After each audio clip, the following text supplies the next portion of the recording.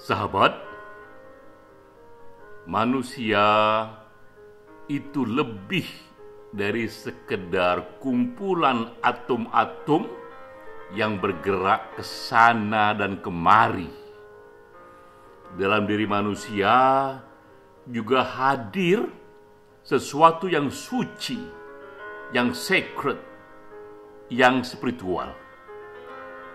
Masalahnya, hal-hal yang suci itu hanya kita rasakan saja karena kita tak punya pengetahuan yang cukup untuk membuktikannya. Itu sesuatu yang unknown, sesuatu yang agnostik. Agnostik ini dari bahasa Yunani kuno. A itu tidak, gnosis itu pengetahuan. Jadi agnostik itu adalah terminologi untuk menyatakan bahwa kita tak punya pengetahuan yang cukup untuk membicarakan hal-hal yang sifatnya metafisika itu, seperti Tuhan, dunia akhirat, dan lain sebagainya. Ini kutipan dari filsuf Amerika Martha Nussbaum. Ini kutipan yang cukup kuat untuk kita mulai menjadi pengantar dari diskusi webinar Esoterika yang ke-22.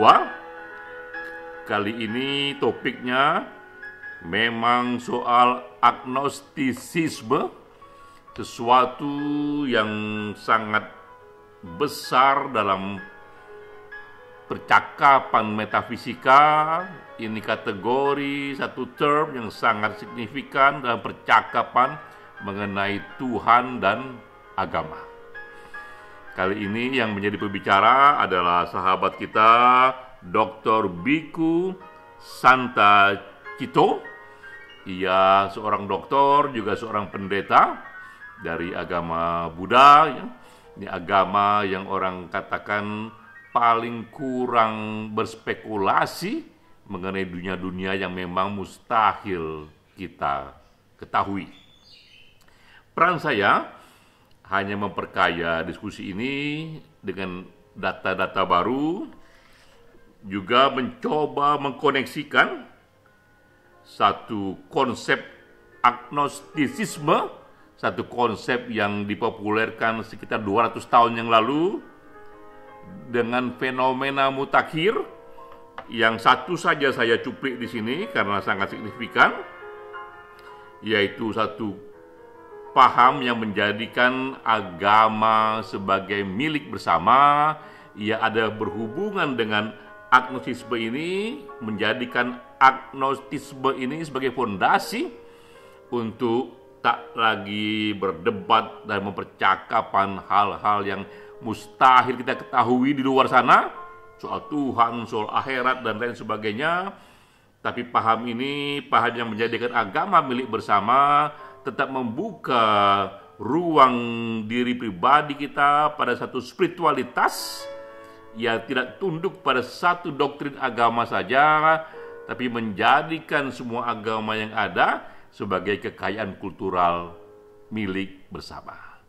Itu peran saya menghubungkan agnostisme dengan konsep yang paling baru yang menjadikan agama sebagai milik bersama.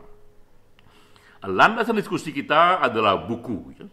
Ini buku yang dikarang oleh Robin Leopoldevin. Sudah ada terjemahannya di Indonesia menjadi Agnostisisme, sebuah pengantar singkat. Ia berasal dari buku aslinya dalam bahasa Inggris, Agnosticism, yang terbit di tahun 2010. Buku inilah yang akan menjadi landasan dari diskusi kita. Saya memperkaya dengan kondisi mutakhir dari data dulu, baru nanti kita masuk kepada topik ini. Ini data mutakhir jika kita kaitkan agnostisisme dengan situasi agama. Nah, kini di era ini sudah hadir 4.300 agama Ini bukan main, begitu banyaknya agama yang sekarang ini ada. Ini data dari lembaga yang bernama Adherence, sebuah organisasi independen yang tidak berafiliasi kepada agama manapun. Jadi ini era di mana hadir di peradaban kita 4.300 agama dengan 4.300 konsep yang berbeda-beda, dengan 4.300 dimensi metafisika dan alam gaibnya sendiri yang berbeda-beda, dan kita disajikan oleh begitu banyak nuansa. Ini juga data yang penting bahwa ternyata di era sekarang ini memang agama terbesar tetap agama Kristen. Ada 31% populasi dunia beragama Kristen. Ada yang agama Islam 24,9%. Tapi kelompok ketiga yang terbesar itu adalah kelompok yang tak lagi mendefinisikan dirinya, tak lagi mengkaitkan dirinya pada agama apapun. Termasuk juga mereka yang agnostik, yang tak lagi ingin berspekulasi tentang hal-hal yang mustahil diketahui di luar sana. Termasuk dalam kelompok ini kelompok unaffiliated yang ternyata sekarang ini jumlahnya begitu banyak, sudah 15,58%. Jadi kelompok populasi manusia, individu yang tak lagi ingin mengidentifikasikan diri pada agama, ini sekarang ini bahkan jumlahnya melampaui agama Hindu, juga melampaui agama Buddha. Berikutnya, ini juga terminologi yang kita dengar yang semakin populer, yaitu situasi di mana orang-orang yang menyatakan saya spiritual tapi tidak religius, yaitu para individu yang tetap membuka diri pada aneka spiritualitas, tapi mereka tidak ingin mengafiliasikan diri, tak ingin mengidentikan diri pada satu agama manapun. Karena itu mereka mengatakan, kami dan saya seorang spiritual tapi tak lagi religius, ya. Apa artinya ini? Karena spiritual di sini diartikan adalah seseorang yang tetap membuka sisi batin, interior life dari dirinya, ya. Dia tetap menghayati cinta, ingin tetap mendapatkan satu meaning of life, dan ingin menganalisa, memahami hal-hal yang dapat diketahui saja, soal derita, soal happiness, tapi tak lagi ingin berspekulasi mengenai hal-hal yang mustahil diketahui. Karena posisi mereka adalah agnostis. Posisi mereka adalah merasa tak mempunyai pengetahuan untuk itu. Nah, sekarang kita mulai masuk ke terminologi utama diskusi ini, agnostisme itu, ya. Apa arti terminologi itu? Nah, ini dari bahasa Yunani, agnosticism itu artinya unknowable, ya, sesuatu yang tak bisa kita ketahui. Jadi ini sikap hidup yang menyatakan saya tidak bisa meyakini apa yang tak bisa saya ketahui. Ini prinsip yang sederhana tapi efeknya besar bagi pemahaman agama, efeknya besar bagi satu percakapan metafisika. Nah, prinsip ini, agnostisme ini, dia lahir di era ilmu pengetahuan yang merupakan reaksi atas doktrin agama. Saat itu, begitu terasa seolah-olah agama memberikan satu doktrin tentang hal-hal yang gaib di luar sana, yang seolah-olah itulah yang ada. Muncullah kemudian dibawa oleh spirit ilmu pengetahuan yang menyatakan bahwa kami mengambil sikap tak lagi ikut meyakini apapun yang tak bisa kami ketahui. Lahirlah agnostisisme ini dari situasi seperti ini, yang kembali dipopulerkan pertama kali setelah Ini istilah yang sudah ada sejak lama di era modern, dipopulerkan di tahun 1869 dalam pertemuan Metaphysical Society di London. Jadi pertemuan inilah yang mencatat istilah agnosticism ini kembali dipopulerkan, dan yang membawa istilah ini adalah Aldous Huxley. Ia seorang penulis dari London dan dikenal waktu itu ia pembela gigih dari teori evolusi Darwin yang sangat kontroversial kala itu. Lahir 1894-1963. Dan menurut Aldous Huxley, agnosticisme ini bukanlah sebuah paham, ia hanyalah sebuah metode, sebuah cara berpikir, sebuah prosedur yang tak meyakini apa yang mustahil diketahui. Dia sampaikan paham ini, cara bekerja ini, cara berpikir ini dalam pertemuan metafisika, sehingga akhirnya terbuka mata banyak orang untuk kembali melihat bahwa dalam percakapan mengenai agama, percakapan mengenai dunia metafisika, tak lagi terkurung hanya pada kelompok ateis atau teis, tapi juga ada di tengahnya itu agnostis. Kita bisa melihat di sini. Nah, para penganjur dan para pemikir yang berada di barisan agnostis menyatakan baik ateis ataupun teis itu dua-duanya adalah paham yang sama-sama berdasarkan pada apa yang mustahil diketahui. Kita tak punya pengetahuan yang cukup untuk tahu Tuhan itu ada atau Tuhan itu tidak ada. Yang bisa kita ketahui bahwa hal-hal yang kita alami saja. Karena itu untuk hal-hal yang sifatnya metafisika, saya mengambil sikap, kata mereka, menjadi seorang agnostik. Nah, tentu saja Aldous Huxley ini ketika ia bicara ini punya akar yang panjang. Sudah ada sebelumnya jejak para pemikir yang mempengaruhinya. Kita ambil beberapa di sini. Pertama tentu saja ini yang sangat sering dikatakan oleh Huxley bahwa ia dipengaruhi oleh David Hume, seorang filsuf Inggris. Hume lah yang membawa satu pandangan bahwa realitas tak dapat diketahui tanpa melalui pengalaman. Jadi hal-hal dunia gaib sana, Tuhan dan sebagainya di sana itu karena dia itu tak datang dari pengalaman individu-individu banyak orang, Tuhan pun berada di luar pengalaman dan ia tak bisa dipercakapkan karena tak ada basisnya.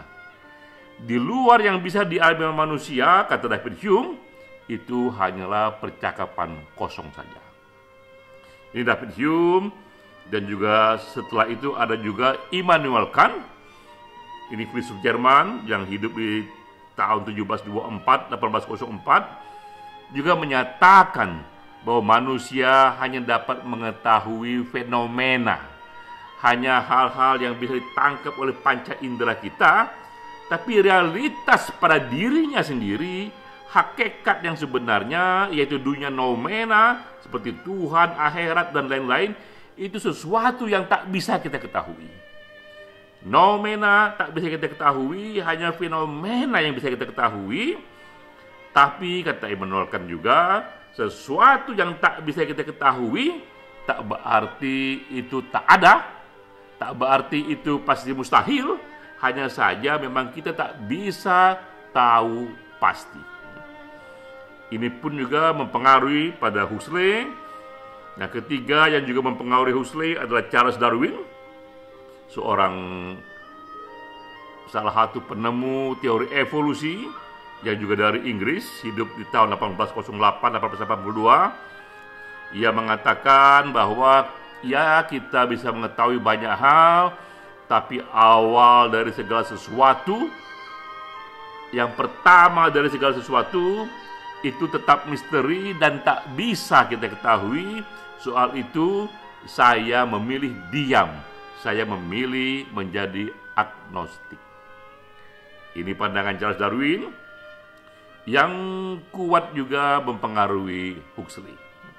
Nah, setelah Huxley kita tahu paham ini terus tumbuh, ya, agnostisme ini terus berkembang dengan berbagai variasinya, ya, dan kemudian kita bisa meramukan tambahan-tambahan yang membuat agnostisme ini menjadi fondasi terbentuknya satu spiritualitas baru di luar dari yang ada selama ini. Salah satunya juga dibantu oleh Albert Einstein yang memberikan satu pandangan bahwa manusia bisa menciptakan hukum-hukum moral tanpa harus meyakini sang pembuat hukum di alam gaib. Jadi Albert Einstein juga memperkokoh satu pandangan, walaupun kita tidak bisa bicara mengenai dunia di luar sana, alam yang gaib, Tuhan dan lain sebagainya, tapi tanpa berbicara itu pun manusia bisa capable, bisa tetap mampu untuk menciptakan hukum-hukum moral, untuk menciptakan panduan hidup yang beradab, untuk menciptakan hidup yang bermakna, walaupun tanpa perlu kita berspekulasi mengenai dunia-dunia gaib yang tak lagi bisa disentuh karena unknown, karena kita tak punya pengetahuan cukup untuk itu. Tapi sekali lagi, bagi mereka yang ingin pergi lebih jauh, yang tetap ingin membuka ruang spiritualitas, tak puas hanya dengan cara pandang reasoning saja. Karena itu juga kita kutip di sini Jalaluddin Rumi, seorang sufi dari Afghanistan yang lahir 800 tahun yang lalu. Rumi pun memberi pandangan di sini bahwa in the face of love, reason is powerless. Jadi walaupun reasoning itu hal yang penting, yang membuat kita punya pegangan tentang apa yang pasti, tapi tetap saja di luar itu bagi mereka yang mendalami spiritualitas, ada satu dunia yang jauh lebih besar, yaitu adalah cinta, yaitu kisah kasih, yaitu satu bentuk keharuan yang begitu agung, yang memberikan makna, bahkan seperti dikatakan Rumi, in the face of love, di hadapan cinta yang begitu besar, reason is powerless. Reasoning itu justru menjadi lemah tak berdaya. Dan melalui Rumi ini pula kita bisa kombinasikan satu sikap yang agnostik, tapi tidak menjadi agnostik yang non-spiritual, agnostik yang sekuler, agnostik yang tak lagi membuka ruang pada spiritualitas, tapi berkembang menjadi agnostik plus spirituality. Agnostik yang membuka ruang bagi spiritualitas. Nah, saya ingin menunjukkan dua buku yang pernah saya karang. Yang pertama judulnya Spirituality of Happiness. Ini spiritualitas abad 21, narasi ilmu pengetahuan. Dan kedua, buku yang judulnya Bergeser, yang pemahaman agama dari kebenaran mutlak menuju kekayaan kultural milik bersama. Dua buku ini juga menyuarakan hal yang sama, yaitu satu sikap agnostik tapi plus spirituality. Satu sikap yang tetap menjadikan reasoning sebagai satu fondasi dan menjadikan narasi ilmu pengetahuan sebagai satu cara untuk memahami banyak hal, tapi juga tak berhenti di sana. Beyond itu juga membuka tetap satu ruang kepada dunia spiritualitas, yang salah satu sikapnya itu menjadikan agama sebagai milik bersama. Nah, ini fenomena yang kita lihat terjadi di peradaban 10 tahun ini. Dari hasil Pew Research Center menunjukkan bahwa Christmas sekarang juga diperingati oleh orang-orang yang non-Kristian. Mereka ikut merayakan Natal, ikut hadir di Natal, ikut menghayati situasi Natal, walau mereka tak percaya dengan Yesus Kristus sebagai anak Tuhan, walau mereka tak percaya dengan Bunda Maria sebagai seseorang yang perawan, tapi mereka tetap bisa menghayati, tetap bisa menikmati satu perayaan agama Kristen seperti Natal itu. Hal yang sama juga dengan Ramadan. Ini satu ritual besar di dunia Muslim. Pun orang-orang non-Muslim yang banyak juga yang menikmati untuk puasa bersama-sama, walaupun mereka tak percaya Nabi Muhammad mendapatkan wahyu, walaupun mereka bukanlah penganut Islam. Ini fenomena yang mulai banyak sekali muncul, yang menjadikan semua agama sebagai kekayaan kultural milik bersama.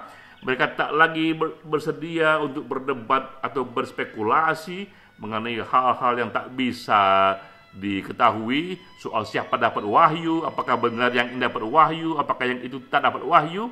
Itu hal yang di luar pengetahuan mereka, tapi mereka menikmati agama sebagai kekayaan spiritual. Nah, ini slide terakhir yang membawa agnotism itu sebagai bagian dari satu kerangka pemahaman baru, yaitu era agnostik spiritual. Saya sebut seperti itu. Ini satu sikap hidup yang tak lagi ingin berspekulasi tentang hal-hal yang tak mungkin kita ketahui. Tak lagi mau berdebat soal itu, soal wahyu, soal Tuhan. Biarlah itu menjadi keyakinan masing-masing, karena tak ada cara bagi kita untuk memverifikasi yang mana yang salah, yang mana yang benar. Apalagi sekarang ini ada hadir 4.300 agama, dan masing-masing agama begitu banyak pula interpretasi yang berbeda-beda itu. Namun bedanya agnotism yang datang pada pola ini tidak berakhir pada ateisme, tidak berakhir pada agnostik yang sekuler, tapi ini agnostik yang spiritual, yang membuka tetap pada dirinya itu ruang-ruang spiritualitas, yang membuka satu interior life bagi kehidupan beyond reasoning, bagi kehidupan yang kadang-kadang reasoning pun tak bisa masuk ke sana. Dan pandangan ini tak ingin dibatasi oleh satu doktrin agama saja, apalagi mereka melihat begitu banyak agama yang ada, mengapa pula kita dibatasi oleh satu doktrin. Tapi kita bisa juga untuk menikmati semua doktrin dan meramunya sesuai dengan apa yang diyakini.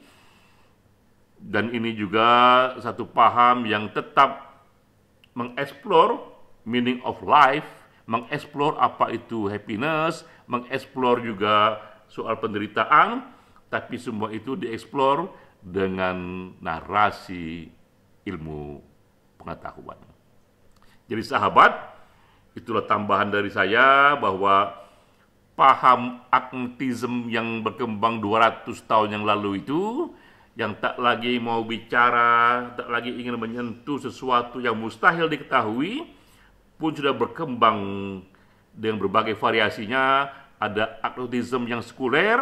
Nah, kita di sini atau saya di sini mengembangkan agnotism yang spiritual, yang memberikan tempat terhormat kepada agama-agama, karena agama-agama itu adalah bagian dari tradisi, dari satu kekayaan kultural yang memberikan inspirasi untuk memperkaya batin manusia. Salam.